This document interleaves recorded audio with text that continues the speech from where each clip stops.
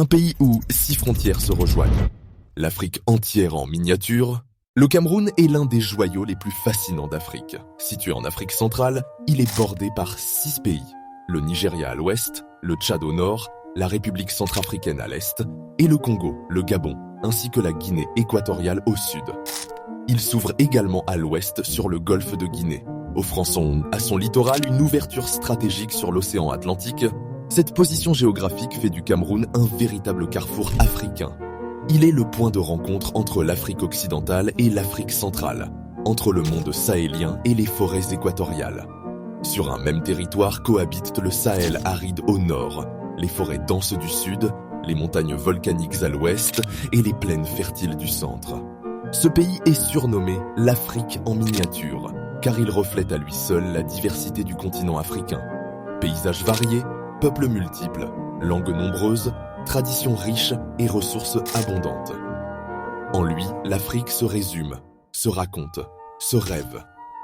Bien avant la colonisation, le territoire camerounais était le foyer de civilisations prospères et de royaumes puissants. Le royaume Bamoun, dans l'ouest, fondé au XIVe siècle, reste l'un des exemples les plus emblématiques de la sophistication politique et artistique de la région.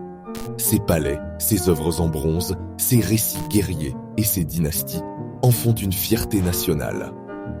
Plus au nord, les chefferies Peul, issus de migrations sahéliennes, ont structuré la société autour de l'islam, de l'agriculture et du pastoralisme.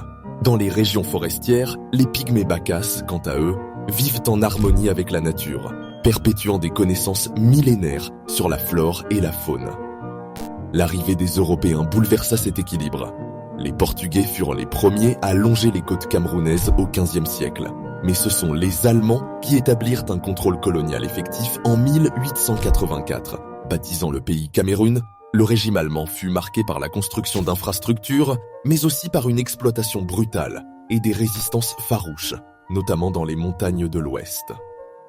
Après la défaite de l'Allemagne lors de la Première Guerre mondiale, le Cameroun fut confié à la France et à la Grande-Bretagne sous mandat de la Société des Nations. Il fut ainsi divisé en 2 zones.